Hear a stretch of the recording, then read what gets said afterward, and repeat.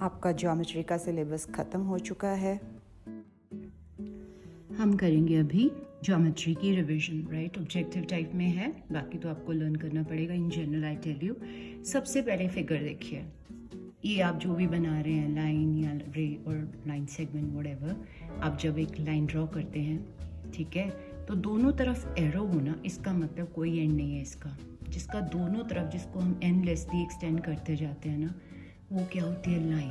और उसका मार्क क्या है, दोनों तरफ एरो लगे होते हैं। इसका मतलब ये दोनों एंड पॉइंट्स नहीं है। इसको हम जितना मर्जी एक्सटेंड करते जाएं, ये कभी ख़त्म नहीं होती है। तो दोनों तरफ एरो हैं, तो ये क्या है, लाइन। अगर एक तरफ एरो, एक तरफ एंड पॉइंट है, तो वो है रे। और अगर दोनों एंड पॉइंट है, इसका मतलब ख़त्म हो रही है ये। और इसकी देखो, मैंने लेंथ भी लिखी है 2 सेंटीमीटर। या आप कहोगे मैम हमने इसको ड्रॉ तो कर लिया, बट हमें क्या यहाँ पे एरो रिप्रेजेंट कर रहे हैं कि हम इस फिगर को ड्रॉ तो कर रहे हैं, लेकिन ये ड्रॉ नहीं हो सकती, ओनली रिप्रेजेंट हो सकती है। किसको किसको हम रिप्रेजेंट कर सकते हैं, लाइन को और रे को रिप्रेजेंट करते हैं, ड्रॉ नहीं कर सकते। मतलब हमने नो डाउट ड्रॉ किया, पर हमने साथ में ये साइन दे दिया एरो का कि ये खत्म नहीं, it will go, it will can be extended endlessly. ये दोनों साइड से एक्सटेंड की जा सकती है, this can be extended from one side only. और जिसके दोनों एंड पॉइंट्स है, इसका मतलब हम उसको मेजर कर सकते हैं, इसलिए मैंने इसकी यहाँ लेंथ लिखी। इन दोनों की लेंथ नहीं लिखते। और रे का एक एंड पॉइंट होता है, so you can make out now, ये लाइन है, ये लाइन सेगमेंट है और ये रे है, ठीक है। अब ऑब्वियस ही बात है, अगर लाइन का दोनों तरफ से कोई एंड नहीं है, तो इसकी लेंथ क्या है, इनडेफिनेट। पार्ट्स में लर्न करना इन डेफी, और लिखने में नाइट है, बोलने में नीट, इनडेफिनेट, ठीक है। तो नाइट में रात वाला नाइट नहीं, NIT है, ठीक है। तो अब यहाँ पे दोनों एंड पॉइंट है, इसका मतलब फिक्स लेंथ है, यानी कि डेफिनेट लेंथ है। स्पेलिंग आपको समझ आ गई होगी। अब यहाँ पे एक तरफ से एक्सटेंड हो रही है, एक तरफ पे डॉट है, यानी एंड पॉइंट है, जस्ट लाइक सन। सन तो फिक्स्ड है, लेकिन उसकी रेज जहाँ मर्जी नीचे तक ले जा सकती हैं। तो इसका मतलब रे जो है उसका एक एंड पॉइंट होता है, और एक क्या होता है, arrow means it can be extended from one side only, right, in one direction only. So इसका मतलब इसकी भी इनडेफिनेट लेंथ हुई ना। अगर एक बार एरो आ गया तो इनडेफिनेट लेंथ, यानी नॉट फिक्स्ड लेंथ, ओके। तो फिर इसका मतलब लाइन सेगमेंट की डेफिनेट लेंथ है, इन दोनों की नहीं है। मोरओवर इन दोनों को हम रिप्रेजेंट कर सकते हैं, ठीक है। अब एंड पॉइंट्स की बात करें, लाइन का कोई एंड पॉइंट नहीं है, लाइन सेगमेंट के 2 हैं और रे का ओनली 1 है। Is that clear?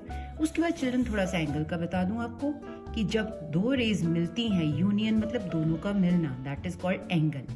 But when we talk about common end point, कि 2 रेस का जो कॉमन एंड पॉइंट है, उसको हम क्या बोलते हैं, वर्टेक्स। स्पेलिंग ध्यान से देख लो, वर्टेक्स की VERTEX, वर्टेक्स, अंडरस्टूड, ठीक है। आपको मैं एंगल की फिगर भी दिखा देती हूँ, you know it very well, 4th standard से करते आ रहे हो। ये देखो, ये जो दोनों रेस मिल रही है ना, ये दोनों रेस, इससे बन रहा है एंगल। और ये जो कॉमन मतलब सेम पॉइंट है दोनों रेस का, कॉमन एंड पॉइंट, ये कॉर्नर जो बन रही है, this is called vertex, you know that. उसके बाद हम करेंगे नेक्स्ट, यानी काइंड्स ऑफ एंगल्स। मैं बताती हूँ आपको, वेट अ मिनट, सी।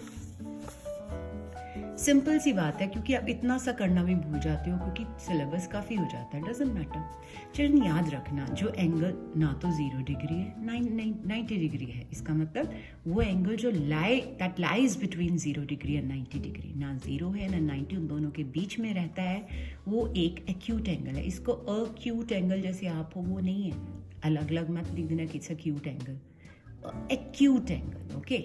उसके बाद जो एंगल 90 डिग्री के इक्वल हो, क्योंकि ये 90 एक्यूट जो है 90 और 0 के बीच बीच में आता है ना, लेकिन जो इक्वल टू 90 डिग्री होता है उसको राइट एंगल बोलते हैं, ओके। तो अगर 90 डिग्री राइट है, तो इसका मतलब 90 से जो बड़ा है और 180 से जो छोटा है, नॉट 180, 90 डिग्री और 180 डिग्री के बीच में जो आता है उसको बोलते हैं ऑब्ट्यूज एंगल। और बीच में सी मत लगाना, एस ऑब्ट्यूज होता है वर्ड, ठीक है।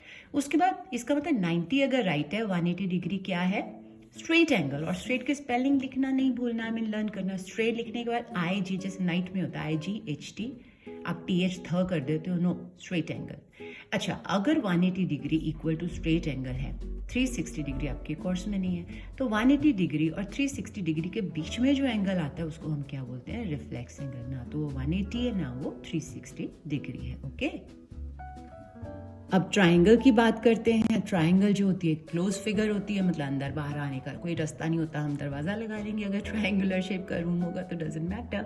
एनी हाउ ट्राइंगल जो है उसके एक तो क्लोज फिगर है और उसके क्या क्या तीन होते हैं, सब तीन होते हैं। क्या क्या तीन होते हैं? एक तो एंगल्स 3 होते हैं, आर्म्स भी 3 होते हैं जिनको आप लाइन सेगमेंट्स भी बोल सकते हो, एंड 3 वर्टिसेस। वर्टेक्स अभी किया था ना एंगल में, उसका प्लूरल वर्टिसेस होता है, वर्टेक्सेस मत लिख देना, वर्टी लिख के सिज, CES, ओके, वर्टिसेस, ओके। और इसको कैसे डिनोट करते हैं? You know that this is the sign जिससे हम डिनोट करते हैं। आपकी डेफिनेशन होगी ट्राइंगल की। वो 3 एंगल्स कौन से हैं? सिंपल सी बात है चिल्ड्रन, 3 एंगल कौन से होंगे? आपको पता है ये ट्राइंगल है, जैसे ये ट्राइंगल है, आप हाथ से नहीं ड्रॉ करोगे, स्केल से करोगे। This is ABC। तो अगर हम एंगल्स की बात करें, इसके 3 एंगल्स है ना, तो कैसे एंगल? पहले एंगल ABC, फिर BCA, फिर CAB, ठीक है। 3 एंगल्स। आर्म्स कौन कौन सी? AB, BC, CA। और वर्टिसेस कौन कौन से? एक तो ये और ये, you know that, okay. Now kinds की बात करते हैं, मैंने शॉर्ट फॉर्म में दिया, देख लो। वो ट्राइंगल जिसकी सारी साइड्स डिफरेंट होती हैं उसको हम क्या बोलते हैं? Scalene triangle. स्केल, पहले स्केल लिखो, पूरा स्केल लिखने के बाद NE लगा दो, scalene triangle. On the contrary जिसकी सारी साइड्स इक्वल या सेम होती है उसको हम बोलते हैं, तभी इक्वी वर्ड यूज किया, इक्वल से बना इक्वी। इक्वी लिखने के बाद पूरा इक्वी, आए मत खा जाना, लेटर फिर अल, इक्विलेटरल ट्राइंगल। आप प्लीज ये डिनोट मत करना, इस सिंबल से पूरा ट्राइंगल लिखना, ओके। अच्छा, अब थर्ड बहुत इंपॉर्टेंट, स्टार मार्क कर लेना, कि वो ट्राइंगल जिसकी 2 जो साइड्स हैं इक्वल होती हैं पर एक डिफरेंट होती है। आपसे डाइसी क्वेश्चन ऐसे पूछा जा सकता है, name the kind of triangle whose one side is different. Obviously अगर वन साइड डिफरेंट है तो दोनों साइड्स तो सेम ही होंगी ना, तो बी केयरफुल, वो कौन सी होगी? Isosceles triangle, okay. आइसो पहले लिखो, ISO, आइसोसेलेस में क्या आना है? SC आगे E, नॉट I। ई खान मत जाना, भूख तो लगती है पर ई नहीं खाना हमने, ठीक है। SCELES, आइसोसेलेस ट्राइंगल, ठीक है। ये तो था अकॉर्डिंग टू साइड्स। देखो तीनों में साइड्स की बात हो रही है। अब है अकॉर्डिंग टू एंगल्स, उसमें सिर्फ एंगल्स की बात होगी, साइड्स की बात नहीं होगी। अच्छा, यहाँ पे पॉइंट ऑफ डिफरेंस क्या है?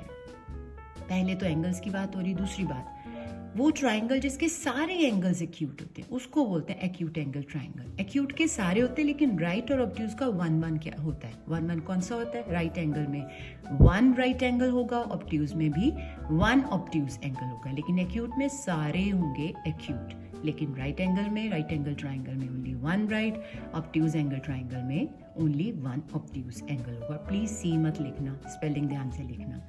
और आपने प्रॉपर्टीज की हैं ट्राइंगल की, आपको प्रॉपर्टी पता है, जब हमारा एंगल्स का सम आता है तो ये प्रॉपर्टी लिखना नहीं भूलना कि जब हम सारे एंगल्स को प्लस करते हैं उसका टोटल क्या आना चाहिए? 180 डिग्री। सम का मतलब होता है टोटल, सबका टोटल आना चाहिए 180 डिग्री।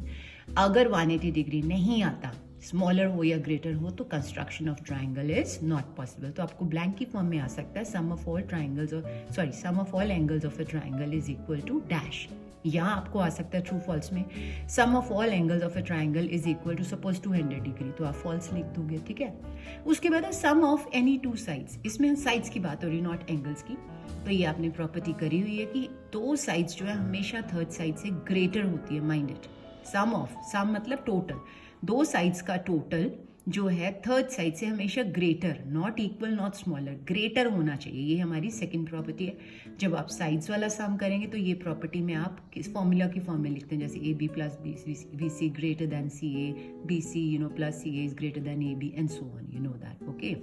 उसके बाद आपको ऐसे आ सकता है एग्जाम में कि तो आपको 2 एंगल्स पता है, 30 डिग्री 72 डिग्री, और आपसे पूछा है कि मिसिंग एंगल निकालो, थर्ड एंगल। सिंपल, क्योंकि आपको पता है 3 एंगल्स का टोटल होता है 180 डिग्री, उसमें से हम 2 एंगल्स अगर माइनस कर दें तो क्या निकल आता है? Missing angle, okay children. आप थोड़ा सा करते हैं ज्योमेट्री का।